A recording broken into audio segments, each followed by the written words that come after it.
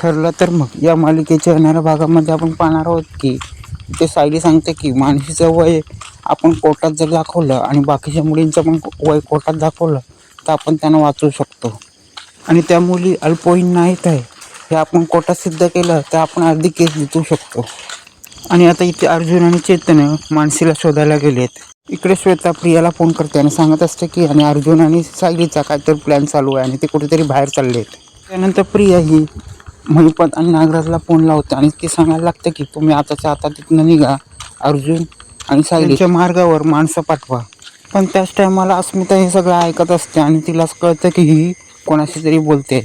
आणि त्यानंतर पुन्हा एकदा श्वेता ही महिपतला कॉल लावते आणि ती सांगत असते की मी आता इथे आहे आणि ती अर्जुन कुठेतरी बाहेर चालला आणि त्याचा काहीतरी प्लॅन आहे. तो हे सगळं अस्मिता ऐकते. श्वेताचं हे बोलणं ऐकून अस्मिताला खटकतं. त्यानंतर श्वेताच्या तोंडातून महिपत आवाज येतो आणि अस्मिताला नक्की बातमी होते की ही महिपतशीच बोलते आहे.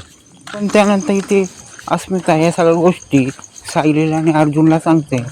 त्यानंतर अर्जुन हा बाहेर जाताना त्याला सगळ्या मुली भेटतात आणि आता त्या सगळ्या मुली पण मिळाल्या आहेत आणि आता सोनम पण आता सगळं सांगणार आहे आणि श्वेताचं पण आता खरं काय ते कळलेलं आहे आणि आता ही केस सायलीच्या बाजूला लागणारच आणि आता सायलीला सोडवल्याशिवाय कोणाच आता वाचू शकणार नाही, थांबवू शकणार नाही.